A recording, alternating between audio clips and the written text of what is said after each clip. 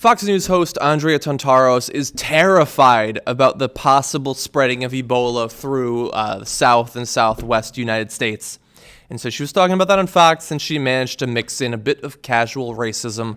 Let's watch. I think we know that we can't rely on people for human intelligence. We can't. We may see people getting on flights saying they haven't come in contact with anybody, and maybe they have because they want treatment in the U.S. In these countries, they do not believe in traditional medical care. So someone could get off a flight and seek treatment from a witch doctor who practices Santeria. This is a bigger fear. We're hoping that they come to the hospitals in the U.S. They might not.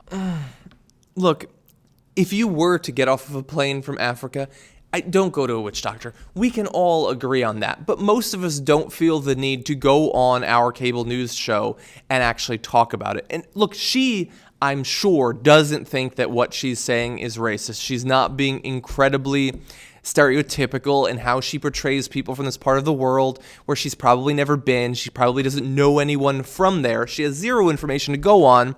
So she just assumes that they're savages, that they follow weird religions that she doesn't understand. They're going to go to witch doctors. Of course, the ironic thing is that Andrea Tantaros is a religious Christian who talks about people living in sin on Fox News, probably believes that if you have someone that you care about in the hospital, you should pray for them.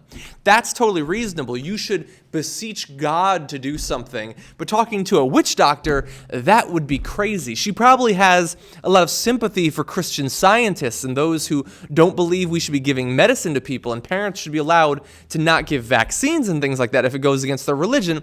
That's all totally reasonable. But you people following Santeria, you're all crazy witch doctor followers. Anyway, about the Ebola. There's been some great tweets recently. This is not a particularly novel thought, but many people are thinking it.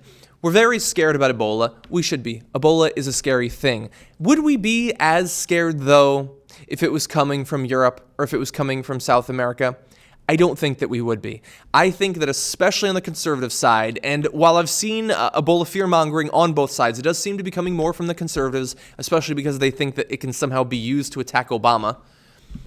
The idea that it's attached to Africa makes it seem so much scarier to them because they associate so many scary, dreadful things with Africa. I mean, this is going back to talking about how AIDS came about because a black person in Africa had sex with a monkey. Like this crazy fear-mongering mixed in with the casual racism.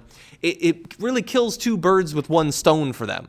They get to demonize that entire continent. They get to demonize the people while also spreading fear and hopefully getting people to want to change up the political leadership in the country right now. Look, I think that we need to do as much as we can to be ready for the likelihood that this, right now in Dallas, won't be the only person that comes into the country exposed to Ebola. We need to be ready for that, obviously.